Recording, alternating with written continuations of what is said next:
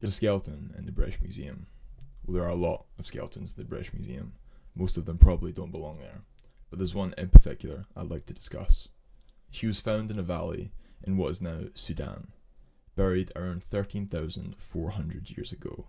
She was probably much older when she died. Her bones show many signs of wear and tear, ones which come from having lived a long and hard life. But they show something else. They show healed fractures on her forearm and her collarbone, the kind of damage that comes from being struck, perhaps after raising your arm to protect your face. She survived something violent. At one point in her life, someone tried to attack her, and she lived. Until she didn't. Because in 2021, after archaeologists examined her bones with 3D microscopy, they found unhealed wounds too. Projectile points, arrows or spears embedded in the bone at the time of death. She had survived one attack, but she hadn't survived the next. Her burial spot, Jebel Sahha, is one of the most violent prehistoric sites on Earth. Over 60% of the individuals buried show signs of a violent death. Now, this wasn't a single massacre. It was repeated raids, ambushes, or group conflicts played out over thousands and thousands of years. Before Rome, before Greece, before any civilization which we associate with violence, humans were killing each other in sustained and structured ways. So why is violence so ingrained in our society, part of our blood? Can we move forward from inflicting purposeful harm on one another and watching it, or is it just part of who we are? Welcome to the history of spectacle violence.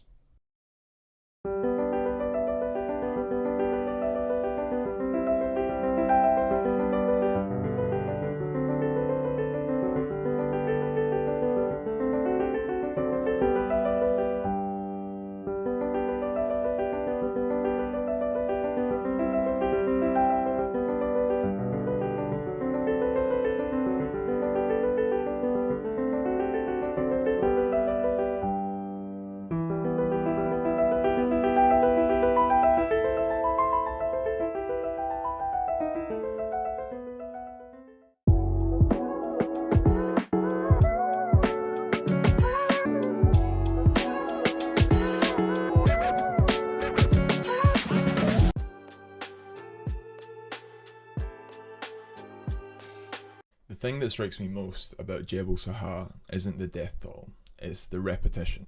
Because you could tell a story about a huge war, a catastrophe, something that struck the community and was exceptional. But this wasn't that. This was a community that had experienced violent raids so often that their cemetery was full of people that had already been injured before. People who had lived through violence, healed, and then got on with the rest of their lives, only to die due to violence, generation after generation. What that tells us for these people is that violence wasn't an exception.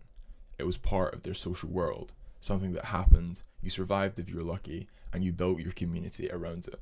Now let's take a huge jump forward thousands of years and sideways geographically to the Mesoamerican ballgame. The Mesoamerican ballgame was played across what is now Mexico, Guatemala, and Central America for over 3,000 years.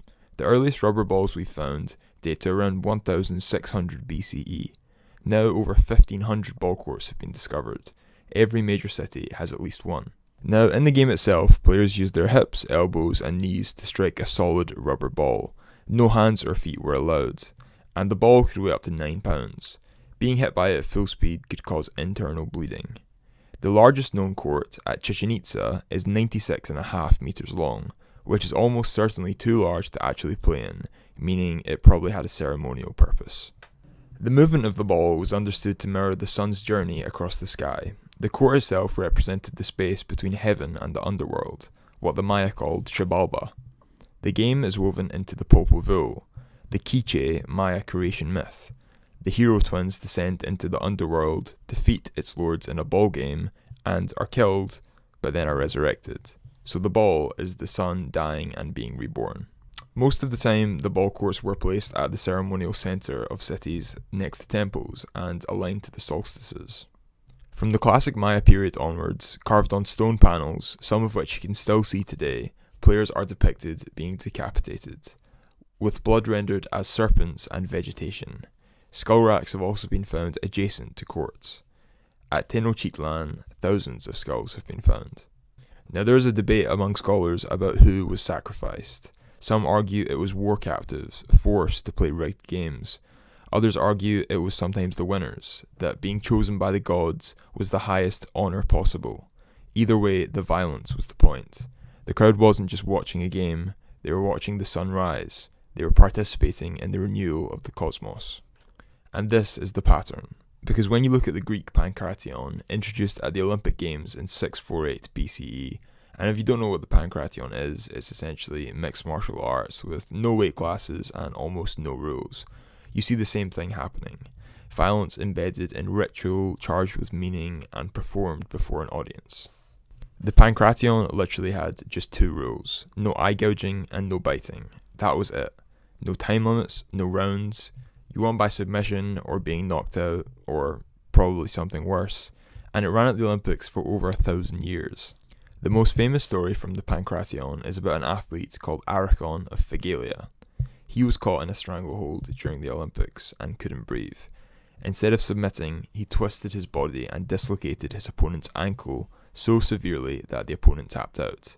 Arasse won. But he was also dead. His neck likely snapped during the move. Now the Greek crowd considered this the ultimate expression of competitive honour, to win at the cost of your life. The philosopher Philostratus wrote about it in reverent terms.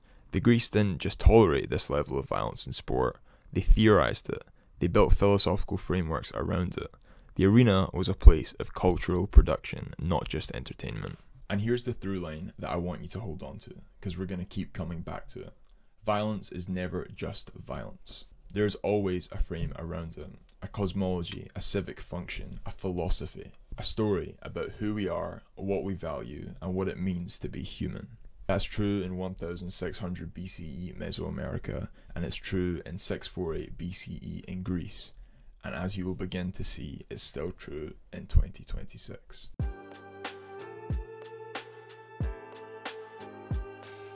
When most people think about spectacle violence in history, they think of Rome, and they're right to, because this is when spectacle violence went from an instinct to an empire-wide institution, where it got permanent architecture, where it got state funding, where it became a technology of governance. The first recorded gladiatorial contest took place in 246 BCE. It was held at the funeral of a Roman nobleman called Junius Brutus Pera. They had 3 pairs of slaves who fought each other. The word used for it was munus, meaning obligation, the kind of idea that you honoured your ancestor's spirit with blood. And it was from this beginning, 3 pairs of slaves at a funeral, that Rome eventually would build the Colosseum. 50,000 seats, possibly 80,000 on a packed day, an ellipse of travertine limestone and concrete that is still, 2,000 years later, one of the most recognisable buildings on Earth. And I want to spend a moment on who was actually in that building. At the centre, at ground level, on the central axis, was the Emperor's box, the best view in the house, maximum visibility both to the action and from the crowd. Then senators, front rows and required to wear togas, heavy, formal, uncomfortable, a visible marker of rank. Then equestrians, then male citizens, then common people, foreigners, freed slaves. Then, at the very top, women, relegated to the worst view in the building, the upper wooden tiers, unless they were Vestal virgins who had the dedicated box directly facing the emperor, and then the slaves, with standing room only. Every single Roman who walked into that building knew exactly where to sit, and their seat told them who they were. The Colosseum was Roman society displayed to itself, the entire social hierarchy made visible and legible in one building, gathered around one spectacle of violence. And then, down on the arena floor, below the lowest tier, existing outside the hierarchy entirely, was the gladiators, legally the lowest category of person, infames, stripped of civil rights, and yet the most watched people in the room. And Rome had a phrase for this dynamic: panem et circenses, bread and circuses, coined by the satirist Juvenal, writing in the early 2nd century, as a famous lament. The Roman people had once commanded armies and elected magistrates. Now they wanted only 2 things: free grain and free games. They had traded genuine political agency for a full stomach and a good show. Juvenal wasn't praising this, he was horrified by it. But the numbers are staggering. For example, the Emperor Augustus claimed to have presented 5,000 gladiatorial pairs during his reign. 5,000 pairs. And 26 beast hunts, killing 3,500 animals. And Trajan, one of the four good emperors, after his conquest of Dacia in 107, celebrated for 123 consecutive days, with 10,000 gladiators. 11,000 animals were slaughtered. Now this is political communication on a scale that had never existed before. When Trajan staged 123 days of games, he was saying something to Rome. He was saying, look at what your emperor commands. Look at the reach of this empire. Look at the animals from Africa and Asia dying in this building in Rome because we have power over everything. The violence you're watching is the empire made flesh. The games weren't escapism. They were Roman reality, distilled, dramatized, and handed back to the audience as spectacle. And this is where the gladiators themselves really become fascinating to me, because they lived in a paradox that is genuinely so strange. There was graffiti found at Pompeii, preserved by the same volcanic eruption that killed everyone there, that reads, Kiladus the Thracian, thrice victor and thrice crowned, the young girl's heartthrob, a gladiator, a slave or volunteer fighter with no civic rights at all, and he was a celebrity, his name scratched on walls, and therefore the most legally despised people in Rome were simultaneously its most desired. The one who was watched was also the one who had power, even if only the power of being looked at. But many gladiators were volunteers. By the late Republic, over half of the people which entered the arena chose to be there.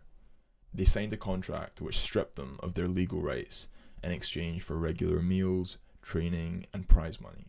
They gave up citizenship to be watched. But that is a choice that's just not straightforward to interpret, and we're going to get back to that when we talk about the UFC.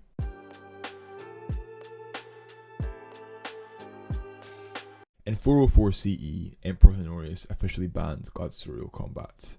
Christianity had become the new state religion of the empire, and the church argued the games were pagan and uncivilized, and had no place in their new Christian empire. But although the games ended, something filled the gap. And something did, immediately. Public execution stepped into the space the games had left, and it remained the dominant form of state-sanctioned spectacle violence for over 1,000 years. And the logic was similar, even if the framing was different. The scaffold replaced the sand, the condemned replaced the gladiator, but the crowd was still there. In medieval Europe, execution was a routine feature of civic life. Gallows were permanent structures, not hidden away, not tucked behind walls, but erected on hills at the edge of towns, in central market squares, visible at all times. Standing reminders. You'd pass them on the way to market. And there was a hierarchy present in the methods.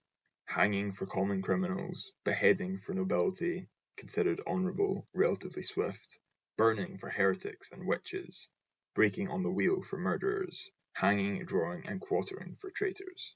The method was a statement about the crime, different deaths for different sins. The execution was a theology.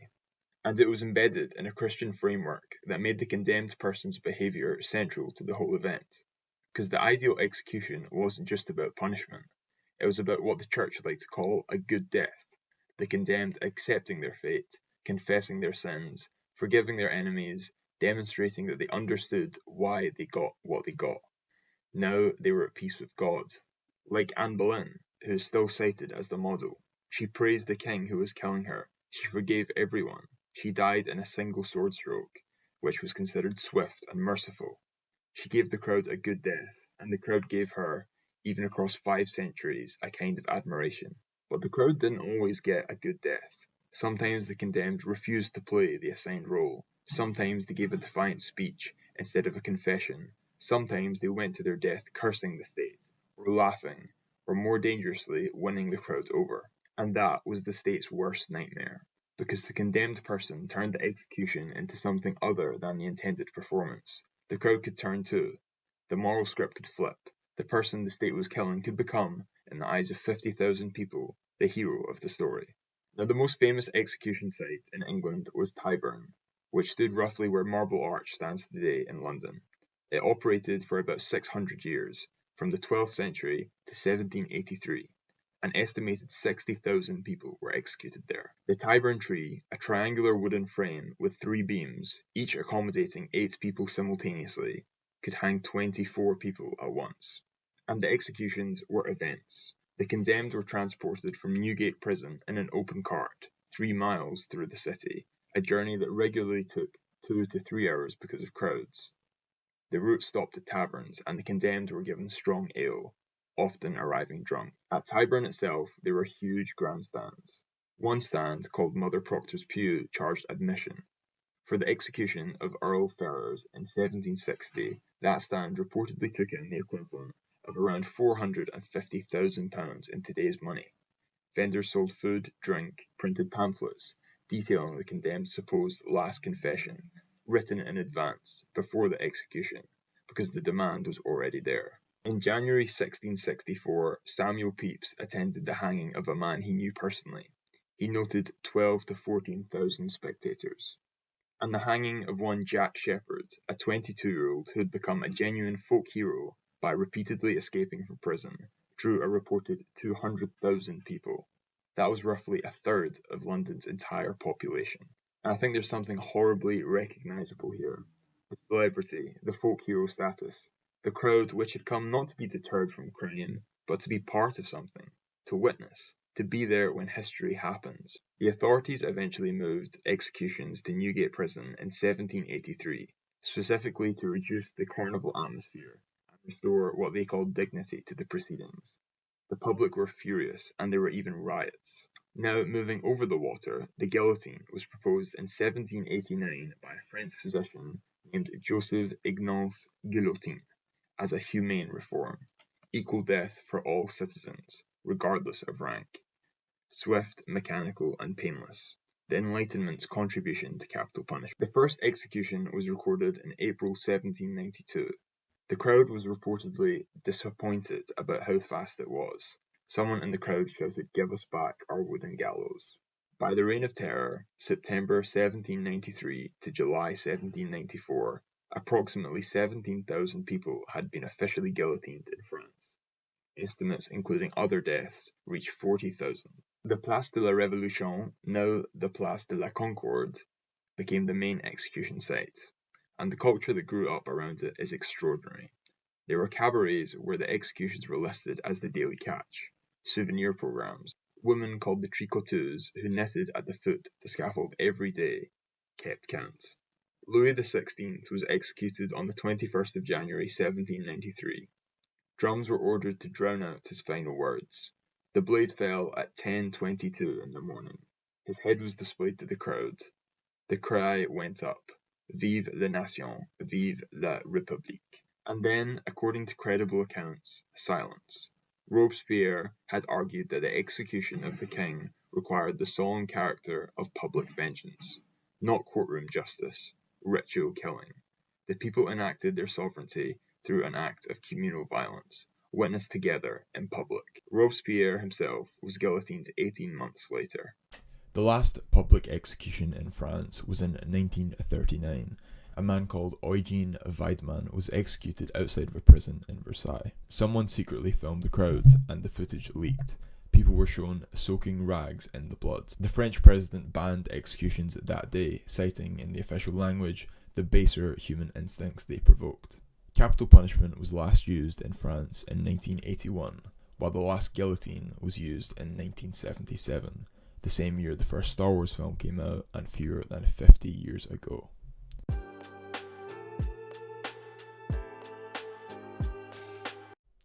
By 1868, public executions had moved behind prison walls in Britain, and in 1939, as we said, France did follow, so the long-standing tradition of state-sanctioned public executions was over. You could no longer watch a man die in the town square. But the appetite didn't die. Within decades of public executions' disappearance, boxing had become the most popular spectator sport in the Western world.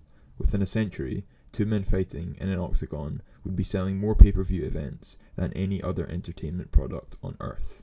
The Marquess of Queensberry rules were formalised in 1867, a year before Britain ended public hanging. gloves, weight classes, and timed rounds, and even a referee. The transformation was rhetorical as much as it was practical. The same act, two men trying to hurt each other, became a sport rather than a brawl through the addition of rules, a venue, and paying spectators. And for about a century, boxing was one of the most culturally significant things in the world. The 1910 fight between Jack Johnson, the first black heavyweight champion, and James Jeffries, the so-called Great White Hope, drew 20,000 to Reno, Nevada, and the result triggered race riots across America, with dozens dead. And that tells you something about the weight spectacle violence can carry when it's attached to something larger than itself. Then, Muhammad Ali, who took the weight of the Vietnam War, of the civil rights movement, of the whole question of what America owed its black citizens, and put it inside a boxing ring. His fights weren't entertainment, they were arguments, about who gets to define courage, about who gets to call themselves free. But eventually, boxing's decline came from fragmentation. The four major sanctioning bodies, 17 weight classes each, with no central authority or narrative coherence. The audience stopped being able to tell who the real champion was, and the story got muddled.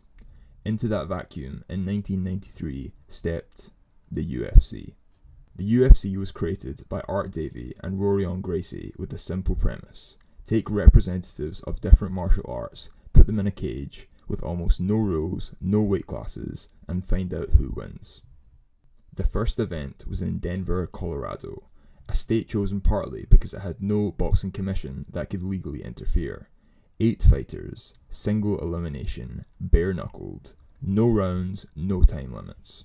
The winner was Royce Gracie, an 175-pound BJJ specialist. He submitted a kickboxer, a boxer, and a karate expert using chokes and joint locks. Most of the American audience had never seen ground fighting before. UFC 1 drew 86,000 pay-per-view buys. Senator John McCain saw a UFC tape in 1996 and called it, a very famous phrase, human cockfighting. He wrote letters to all 50 US governors urging bans. The American Medical Association backed him. 36 states enacted laws banning no-holds-barred fights. The UFC was dropped from major cable distributors, and by 2001 it was effectively bankrupt and sold for $2 million. Now here's the thing about John McCain which I think is really important. He was a lifelong boxing fan and sat ringside regularly, and he did just this in 1995 when he watched Jimmy Garcia, a Colombian boxer, get knocked out and sent to hospital, where he later died of his injuries. McCain was there and he said nothing. This was 1 year before his campaign on the UFC, and when a journalist later asked him what the distinction was, he reportedly exploded and cut the interview short. The distinction, of course, was not moral, it was cultural. Boxing had 150 years of institutional legitimacy behind it. The UFC was new, foreign-looking, and cage-based. The form triggered disgust, even though the underlying content, two people trying to injure each other, was identical. In some respects, boxing was measurably more dangerous. And that tells you something important about how we decide which violence is acceptable. It's not about the harm necessarily, it's about how it's presented. The Fertitta brothers bought the UFC for $2 million. Under Dana White's leadership, they added weight classes, mandatory gloves, a list of 31 fouls, timed rounds, and they got the sport sanctioned by state athletic commissions. They rebranded it. In 2005, they launched the reality show, The Ultimate Fighter, and the first season finale, a brawling 3-round war between Forrest Griffin and Stephen Bonner, aired live on Spike TV and is widely credited as the fight that saved the UFC from oblivion. Millions of Americans watched it free on cable. Within a year, the UFC had a major broadcast deal. By 2006, the UFC had out-earned both boxing and the WWE in pay-per-view revenue. The sport that had been illegal in 36 states a decade earlier was now the most financially successful combat sports promotion in history. And in 2016, the UFC was sold for $4 billion. But when you look very closely at how the UFC is actually structured, the relationship between the promotion and the fighters, you find something that rhymes very uncomfortable with something we covered earlier. UFC fighters are classified as independent contractors, not employees. This matters enormously. It means they can't unionize, and non-compete clauses prevent them from working for rival promotions. The UFC controls their sponsorship rights. When Leslie Smith founded a unionization effort called Project Spearhead in 2018, she was released from her contract 2 months later. Now, the UFC generates over $1 billion a year in revenue. Fighters receive around 15 to 18%. By comparison, NFL and NBA players receive about 48 to 50% through collective bargaining. Entry-level UFC fighters earn $10,000 to $12,000 to show up and fight, before taxes, before gym fees, coaching costs, travel, management percentages. In 2022, with the UFC generating over $1 billion in revenue, only 2 fighters earned 7 figures. Dana White's response when asked about this: "These guys get paid what they're supposed to get paid. They eat what they kill. It's never gonna happen while I'm here." There was a class action lawsuit brought by fighters settled in 2024 for $375 million, a substantial figure that represented only a fraction of the revenue generated over the disputed period. The gladiators were legally the lowest category of citizens in Rome, infames, stripped of civic rights, owned or contracted to promoters who controlled every aspect of their careers, and the most famous ones accumulated a celebrity status that existed in direct tension with their legal and contractual powerlessness. Now, I'm not saying that UFC fighters are gladiators. I think overall that's quite a lazy comparison. The voluntary nature of the participation is the real distinction, but the structure of the system, the most watched people in the room having the least institutional power, this isn't new. We've been here before.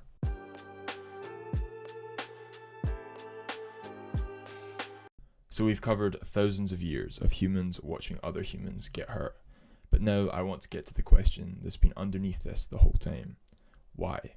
What is actually happening inside a person watching a knockout? What is going on in the head of the Roman senator watching the 2 gladiators? And what is the person at Tyburn actually thinking about? The oldest theory belongs to Aristotle. He was writing about tragedy, but the logic applies. He called it catharsis. The Greek word literally means purification, and it was a medical term for cleansing the body. His argument was that tragedy arouses pity and fear in the spectator, and through that arousal purges those emotions. You leave the theatre having processed something, lighter, cleaner, more orientated. The violence or suffering you witnessed did something for you.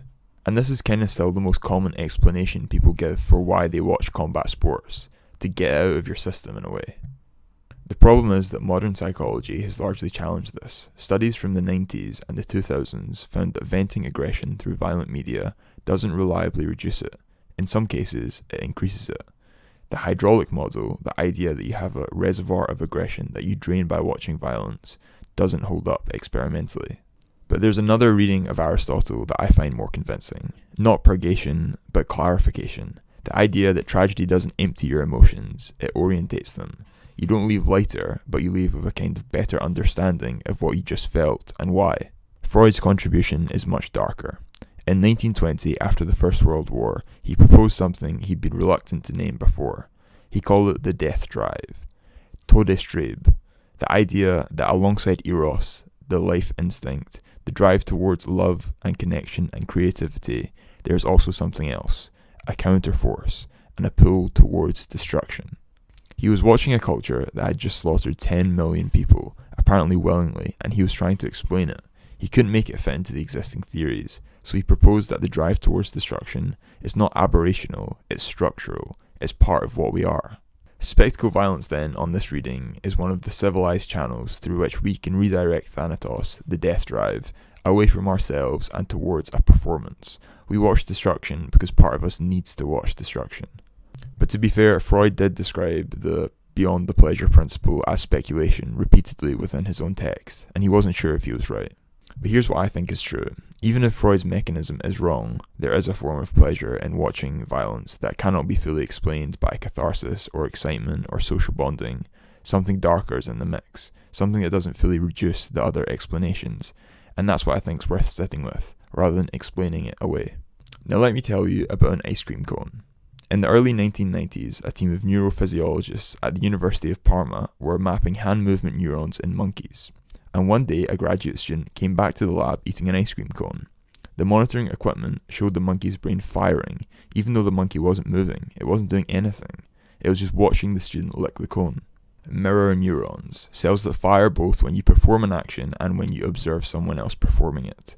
They've since been documented in humans in more sophisticated forms. And the implications for spectacle violence are significant. When you watch a fighter throw a punch, the motor cortex regions associated with throwing a punch show measurable activation.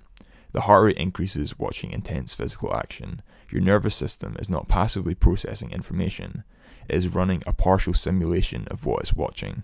And this is exactly why maybe you flinch when a body blow lands on someone else, or your chest tightens in the final round of a close fight.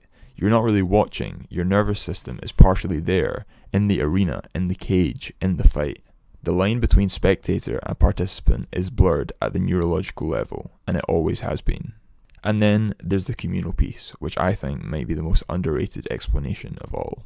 The sociologist Emil Durkheim had this concept called collective effervescence, a state of heightened feeling that occurs in communal ritual, a moment when the individual's sense of separation dissolves and they feel genuinely part of something larger. He was writing about religious ceremony, but he noted the same mechanism in public executions. Shared emotional intensity creates a special kind of social bond. You've been through something together. Hope and fear and the release of a decisive moment, all felt simultaneously by thousands of people in the same room. This is why spectacle violence has always been communal, not private, not individual. Romans didn't watch the gladiatorial games alone. Tyburn was a crowd event.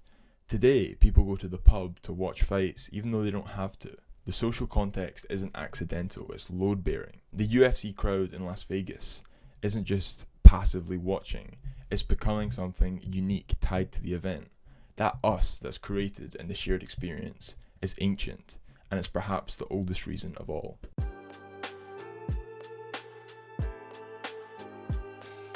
On the surface, a lot of these things look very different. A prehistoric cemetery, a ballgame in Mesoamerica, a Roman gladiatorial arena, a guillotine in France, and the octagon arena today in Las Vegas.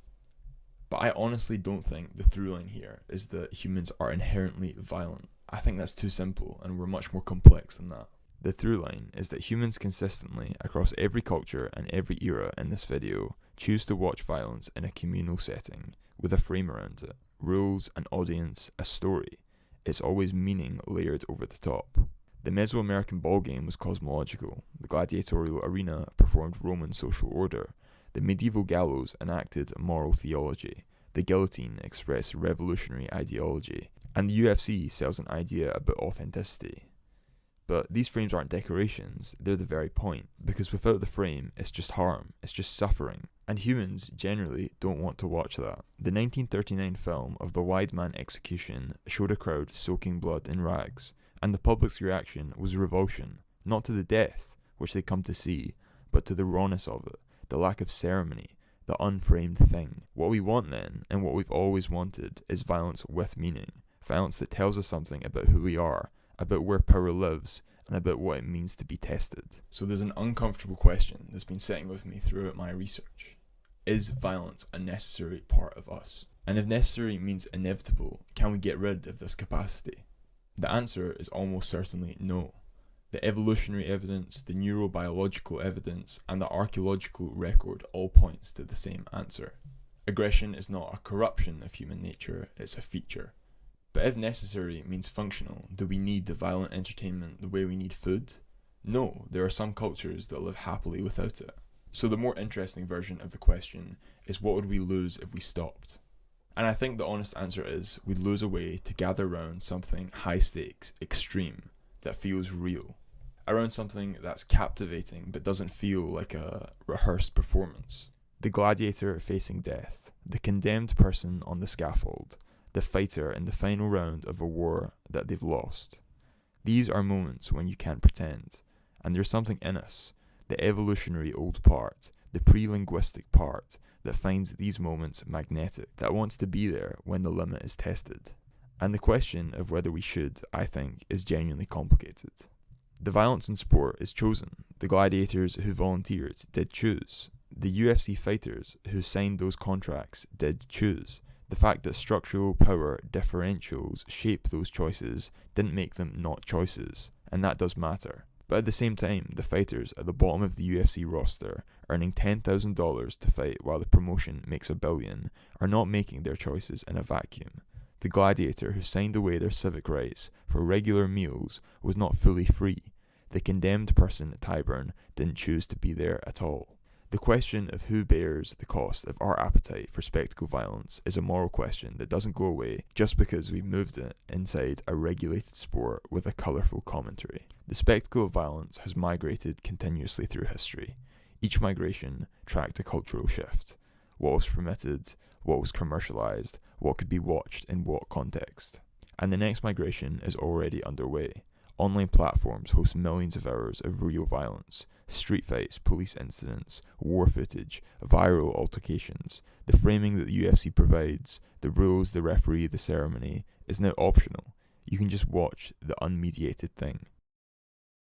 Now if we go back to that woman from Jebel Sahara at the start of the video, over 13,400 years ago, with fracture wounds that healed, but projectile wounds which did not. We don't know anything else about her, except that violence was a necessary part of her life, something that she had to accept and get through, move on and continue her life. We don't know her name, we don't know anything about her.